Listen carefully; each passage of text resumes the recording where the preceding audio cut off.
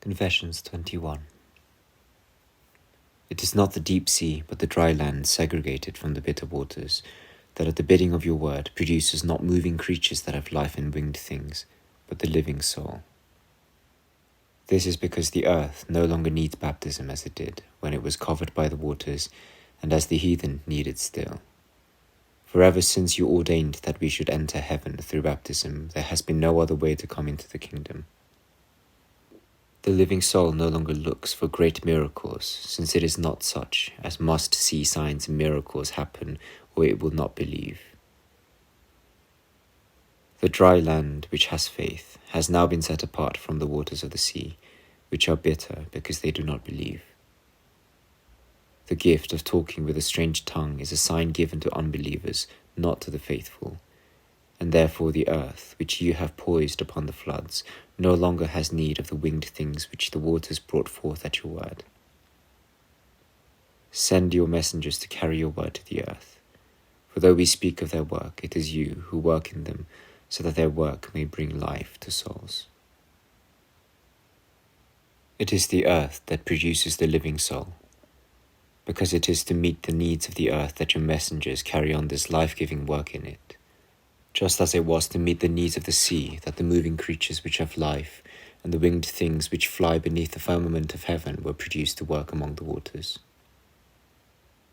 The earth now has no need of these creatures, although at the banquet which you have spread and which you have shown to those who believe, it eats the fish that was raised from the deep, for the fish was raised up to be the food of the dry earth.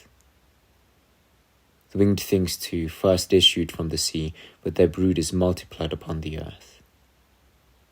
For it was because of man's lack of faith that the evangelists first began to preach, but the faithful too are stimulated by their teaching, and the blessings they receive through them are daily multiplied. But the living soul takes its first beginnings from the earth, for only those who already have faith can profit by detaching themselves from earthly loves, so that the soul which lived in death, when it lived in luxury, may live in you instead.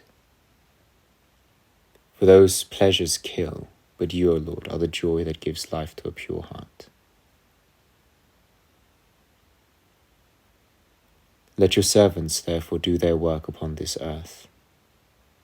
They need not work as they would among the waters that are faithless, to whom they preach your word and proclaim you by means of miracles and signs and mystic words. Only mysteries and portents, of which they stand in awe, can draw the attention of the faithless. For ignorance is the mother of amazement, and when the sons of Adam forget you, when they hide away from your sight and become a deep sea, this is the door that opens the way to faith. But upon the earth let your servants work as they would upon dry land that stands high above the swirling waters of the sea. Let them be a pattern to the faithful by living among them and rousing them to imitation.